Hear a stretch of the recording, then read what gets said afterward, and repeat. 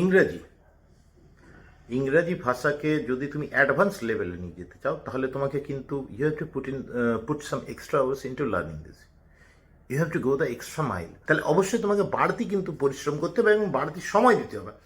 সময়টা কোন জায়গাতে দিবে? তোমাকে এমন কিছু জিনিস তোমাকে পড়তে হবে বা জানতে হবে যেগুলো হয়তো টেক্সট বুকের মধ্যে তুমি সবসময় পাবে না। এমন কিছু এক্সপ্রেশন যেগুলোকে নিয়ে তোমাকে কিন্তু বসতে হবে, সেগুলোকে জানতে হবে।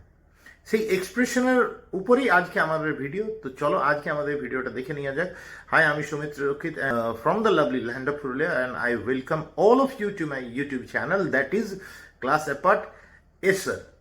তো চলো আজকে প্রথম যে এক্সপ্রেশনটা সেটা আমি দেখে নিই। প্রথম যে এক্সপ্রেশনটা আছে সেটা হচ্ছে অ্যাডাপ্টেড ফর সামথিং।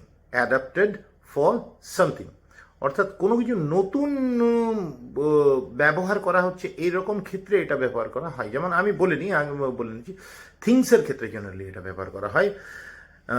অর্থাৎ made suitable for use, for new use or situation. Made suitable for new use or situation, নতুন ব্যবহারের জন্য সেটাকে সুটেবল বানানো, উপযুক্ত বানিয়ে নেওয়া।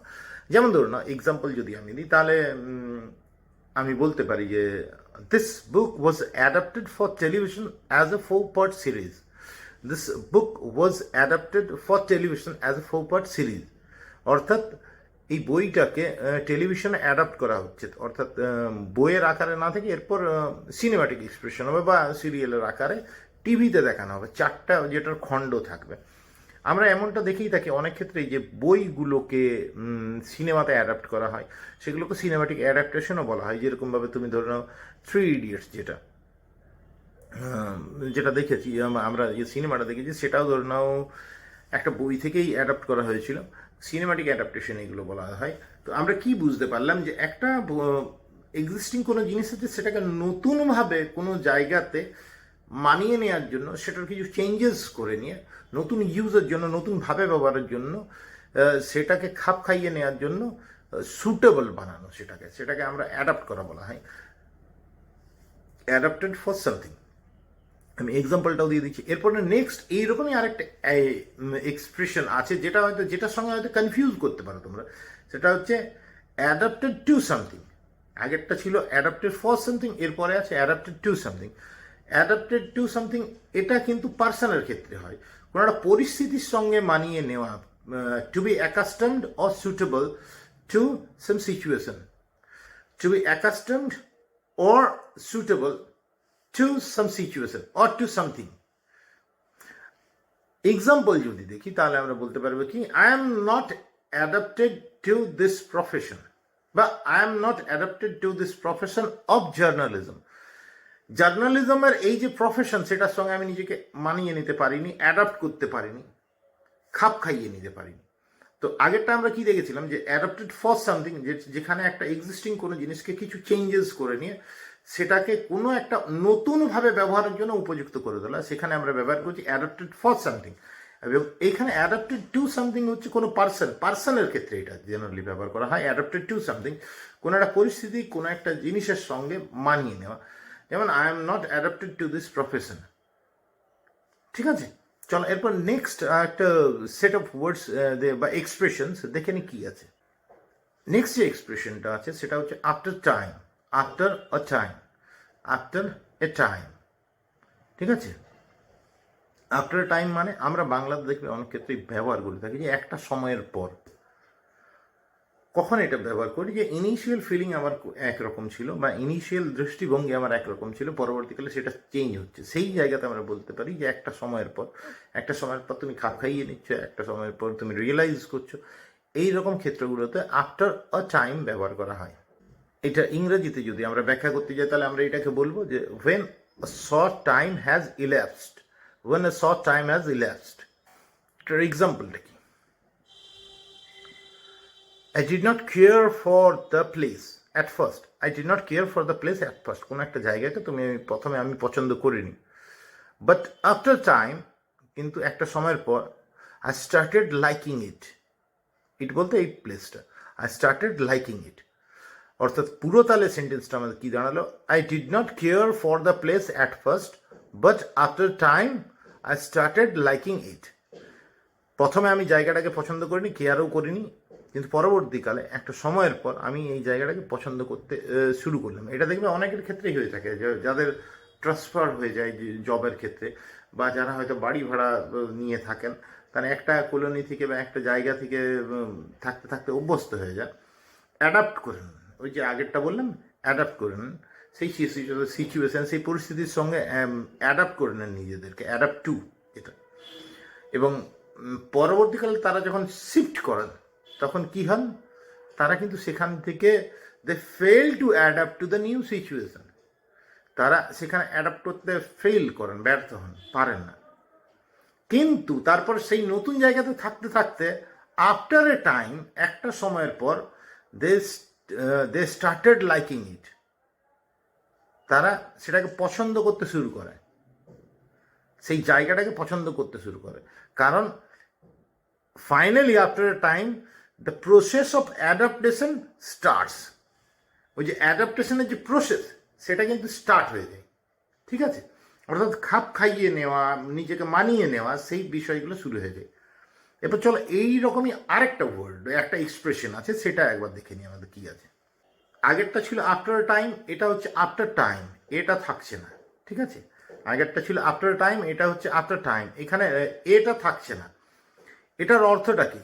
Letter than a stipulated time, একটা অর্থাৎ সময় নির্দিষ্ট করা আছে, তারপরে যেটা ঘটছে।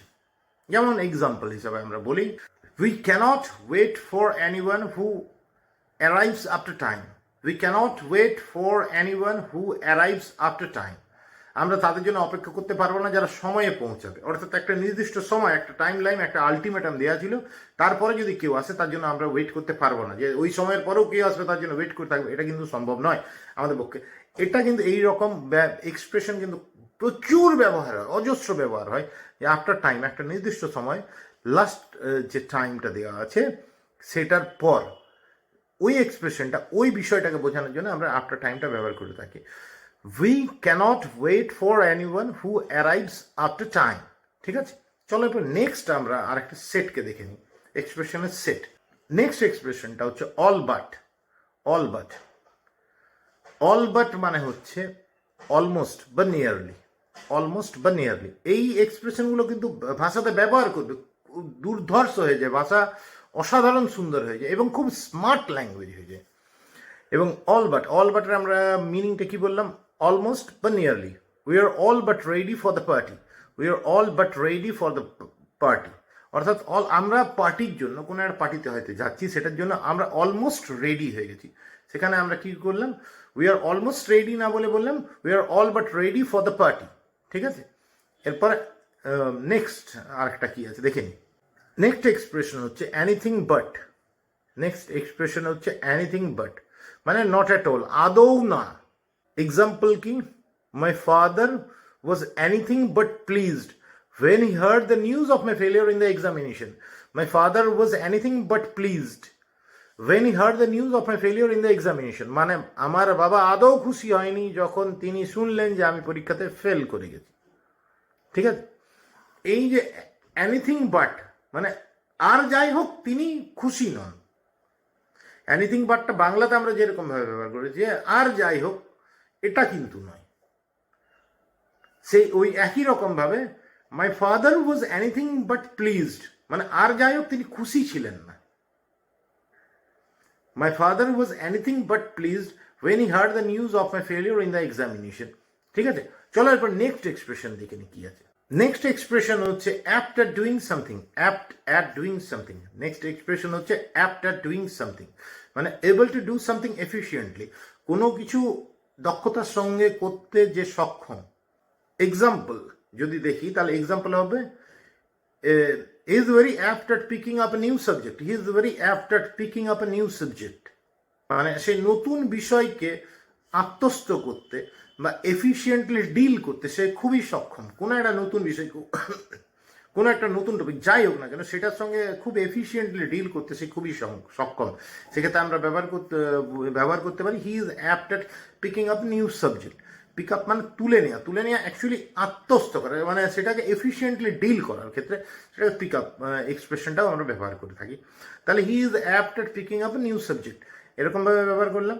এরপর নেক্সট এক্সপ্রেশন আবার চলে যায়, দেখি কি আছে। নেক্সট এক্সপ্রেশন হচ্ছে apt to do something. Apt to do something মানে having a tendency to do something.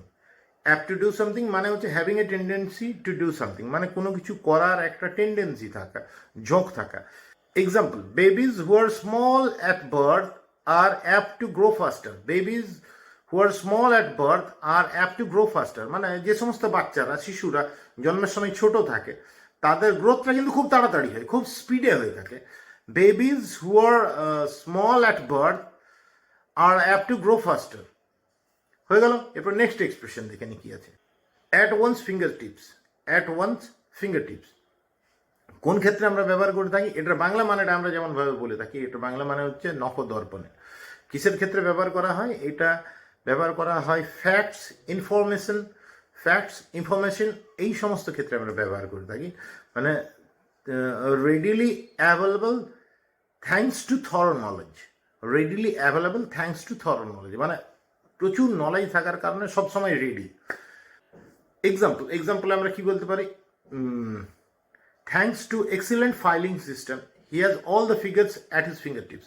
Thanks to excellent filing system, he has all the figures at his fingertips. অর্থাৎ filing সিস্টেমটা এত সুন্দর, এত সাজানো গোছানো যে সমস্ত ফিগার্সগুলো, সমস্ত ডেটাগুলো তার নখদর্পণে আছে। এরপর যে নেক্সট যে এক্সপ্রেশনটা আছে, চলো নেক্সট এক্সপ্রেশন আমরা দেখে নিই কি আছে। নেক্সট এক্সপ্রেশন হচ্ছে to one's fingertips. To one's fingertips, আগেরটা ছিল অ্যাট ওয়ান্স ফিঙ্গার টিপস, এটা হচ্ছে টু ওয়ান্স ফিঙ্গার টিপস। আমরা দেখবে বাংলাতে অনেক ক্ষেত্রে ব্যবহার করে থাকি যে পায়ের নখ অবধি, এই যে পায়ের নখ বা মাথার চুল অবধি, এইগুলো আমরা কখন ব্যবহার করি বলতো? কাউকে সম্পূর্ণ রকমভাবে যখন ব্যাখ্যা করছি যে সে সম্পূর্ণ রকমভাবে এরকম, সেই ক্ষেত্রে আমরা এই বাংলার এক্সপ্রেশনগুলো ব্যবহার করে থাকি। যেমন ইংরাজিতে এটার অর্থটা আগে বলে নিই। ইংরাজিতে এর অর্থ হচ্ছে কমপ্লিটলি বা থরলি। যেমন Rahul is a gentleman to his fingertips মানে তার নখ অবধি, একেবারে নখ অবধি সে জেন্টলম্যান, অর্থাৎ সে সম্পূর্ণভাবে জেন্টলম্যান, তার মধ্যে কোনো ভাইসেস নেই, তার মধ্যে কোনো খামতি নেই যেটা তাকে জেন্টলম্যান থেকে বা জেন্টলম্যানের যে স্ট্যান্ডার্ড সেখান থেকে তাকে নামিয়ে দিতে পারবে। Rahul is a gentleman to his finger tips.